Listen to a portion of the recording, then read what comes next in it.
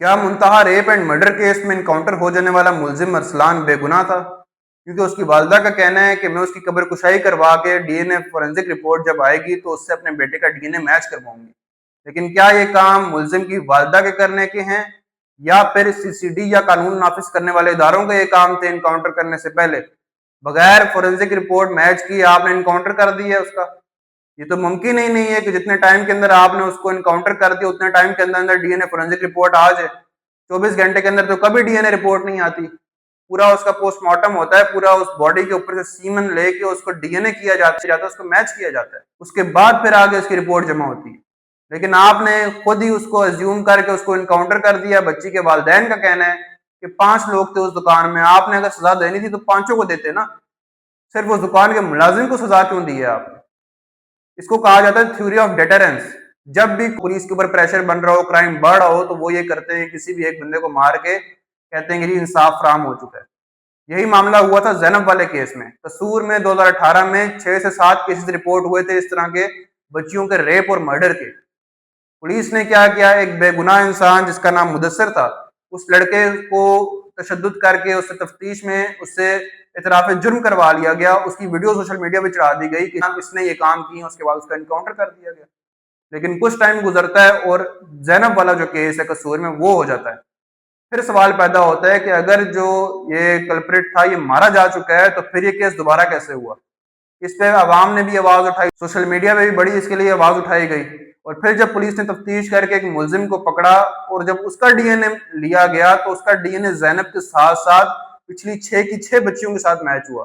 It means کہ مدثر کو جب آپ نے انکاؤنٹر کیا تھا تو وہ بے گناہ تھا، اصل کلپریٹ تو یہ تھا۔ تو یہ انصاف فراہم کر رہے ہیں آپ؟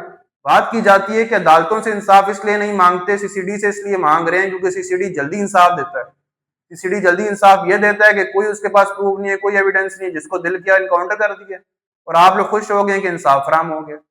عدالتوں میں کیوں انصاف نہیں مل رہا؟ زینب والے کیس میں انصاف ملا ہے، 6 مہینے کے اندر اندر سزائے موت ہوئی ہے۔ ثنا یوسف والے کیس میں انصاف ملا ہے، زاہد جعفری والے کیس میں انصاف ملا ہے۔ کافی سارے کیسز ہیں جس میں انصاف دیا عدالتوں نے، اور عدالتوں میں تھوڑا سا لیٹ ہو جاتا ہے، لیکن اس کا یہ مطلب نہیں کہ انصاف ملتا نہیں ہے۔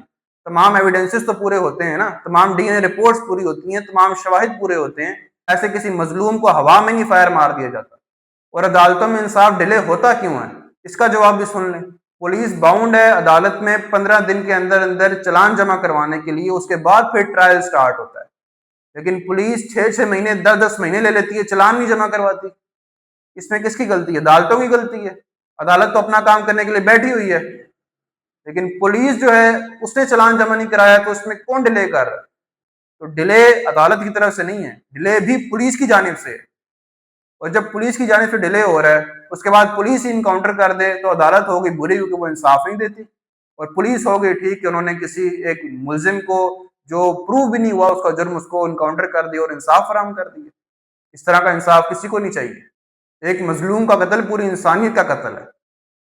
اس لیے اس پہ آواز اٹھائیں، اس پہ کوشچن کریں کہ کیوں باقی 5 لوگوں کو کیوں نہیں پکڑا گیا، صرف ایک ارسلان کو کیوں انکاؤنٹر کر دیا گیا، اور اس ایکسٹرا جوڈیشل کلنگ کے خلاف آواز اٹھائیں۔ یہ بالکل بھی ٹھیک نہیں ہے، کل کو یہ بات آپ کے گھر تک بھی آ سکتی ہے۔ کسی کو بچانے کے لیے آپ کے بیٹے کو، آپ کے بھائی کو بھی پولیس یا سی سی ڈی انکاؤنٹر کر سکتی ہے۔